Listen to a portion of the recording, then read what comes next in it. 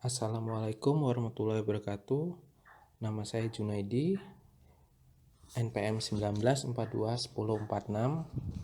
Di sini saya akan menjelaskan materi sejarah dan perkembangan bahasa Indonesia. Pada dasarnya bahasa Indonesia berasal dari bahasa Melayu, yaitu Melayu Tinggi dari Melaka atau Riau. Bahasa Melayu makin kokoh keberadaannya karena mudah diterima oleh masyarakat Nusantara. Bahasa Melayu dipakai sebagai bahasa penghubung antar suku, antar pulau, antar pedagang, dan antar kerajaan.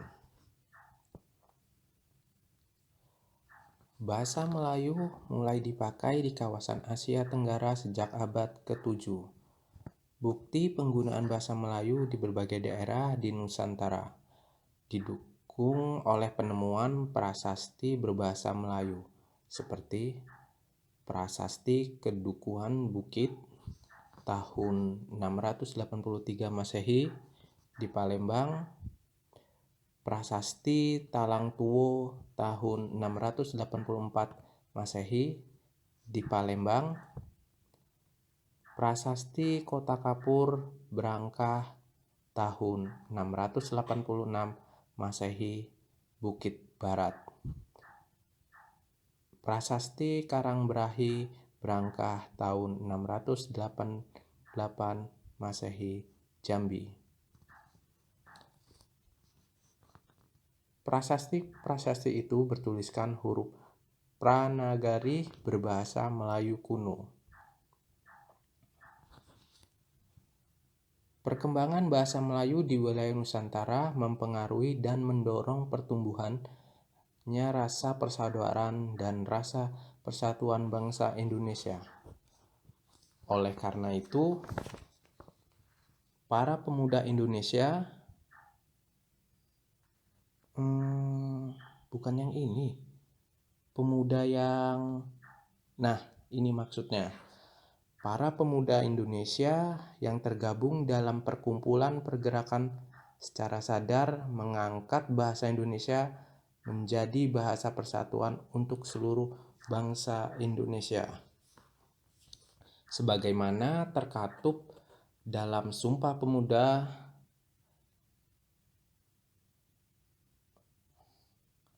pada tanggal 28 Oktober 1928. Setelah proklamasi kemerdekaan Republik Indonesia, tepatnya pada tanggal 18 Agustus 1945, sehari setelah proklamasi kemerdekaan Indonesia, telah mengukuhkan kedudukan dan fungsi bahasa Indonesia secara konstitusional sebagai bahasa negara. Kini bahasa Indonesia dipakai oleh berbagai lapisan masyarakat Indonesia.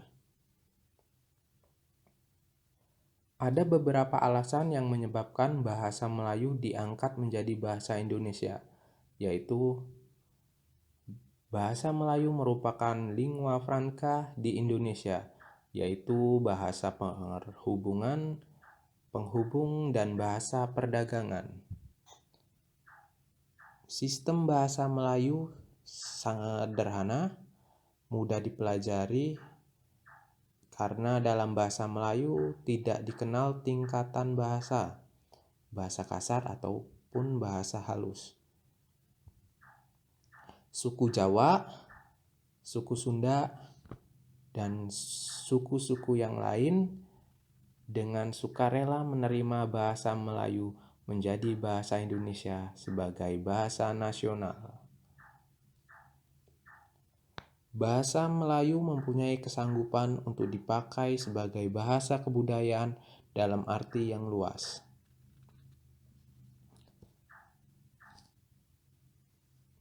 Peristiwa penting dalam perkembangan bahasa Indonesia.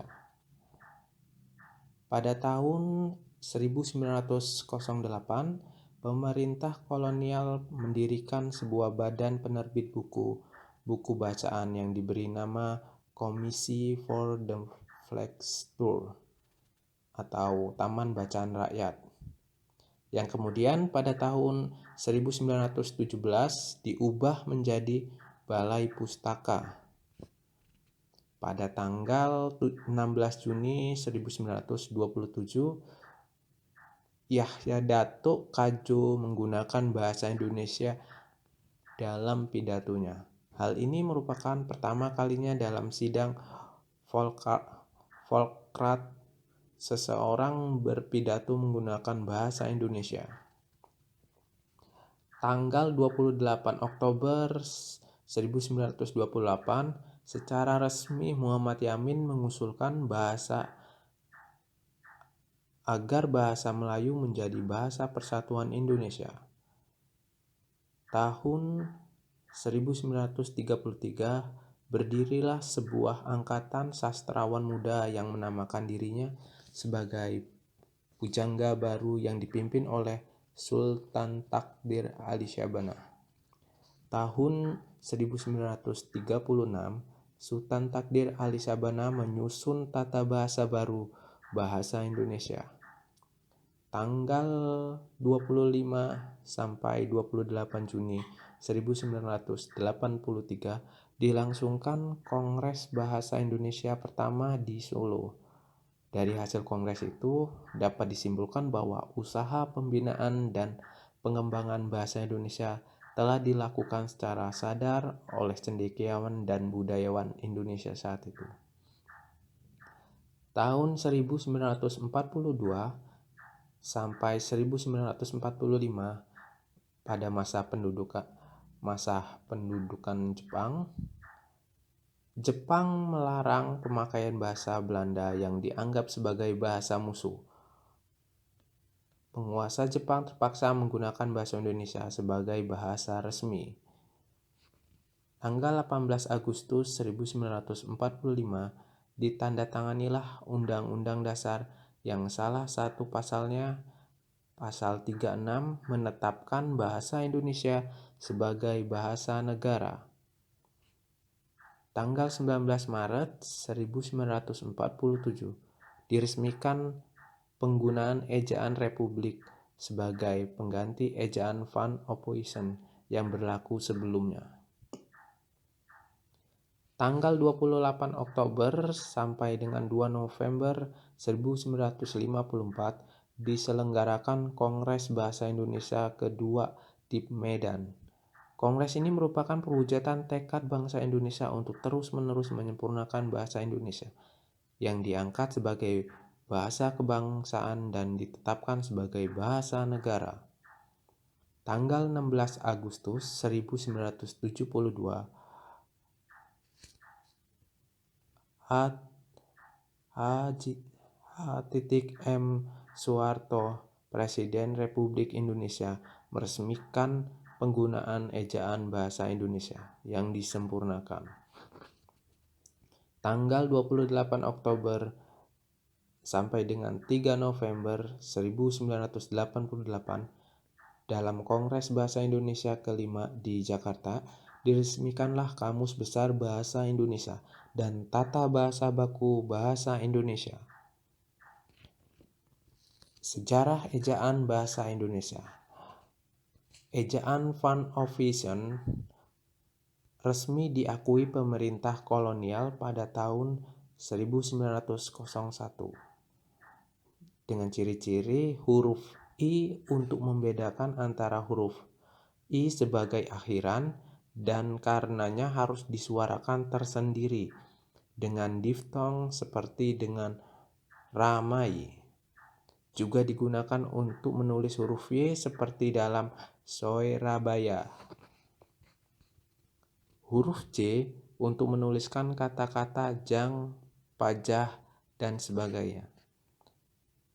Huruf OI untuk menuliskan kata-kata goiro, itu, soeka. Tanda diakritik seperti koma, ain, dan tanda trema untuk menuliskan kata-kata man, nois, akal, tak, pak. Ejaan Soe Wandi atau Ejaan Republik.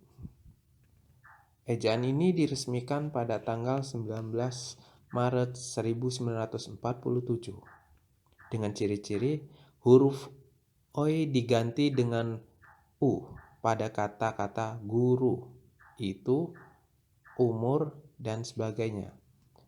Bunyi hamzah dan bunyi sentak ditulis dengan K pada kata-kata tak, pak, rakyat, dan sebagainya.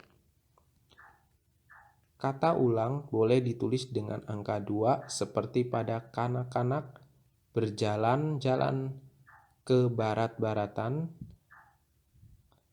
Awalan di dan kata depan di kedua-duanya ditulis serangkai dengan kata yang mendampinginya. Ejaan yang disempurnakan merupakan ejaan bahasa Indonesia yang berlaku sejak tahun 1972 dengan perubahan TJ menjadi C. Contoh tejuci menjadi cuci, DJ menjadi J, dejarak menjadi jarak, OE menjadi U, seperti oemom menjadi umum, J menjadi Y, seperti sajang menjadi sayang, NJ menjadi NY, seperti menjamuk menjadi nyamuk, SJ menjadi SY, seperti sejarat menjadi syarat, CH menjadi KH, seperti akhir menjadi akhir. Awalan di dan kata depan di dibedakan penulisannya. Ejaan Bahasa Indonesia atau EBI, ejaan ini diresmikan pada tahun 2015 dengan Permendikbud nomor 50 dengan penambahan huruf diftong A seperti pada geyser dan survei, penambahan tanda diakritik untuk huruf E, penambahan aturan penggunaan huruf tebal, penambahan penjelasan unsur nama yang termasuk julukan ditulis dengan huruf kapital, misalnya Dewa Pedang. Sampai di sini presentasi penjelasan saya. Terima kasih. Wassalamualaikum warahmatullahi wabarakatuh.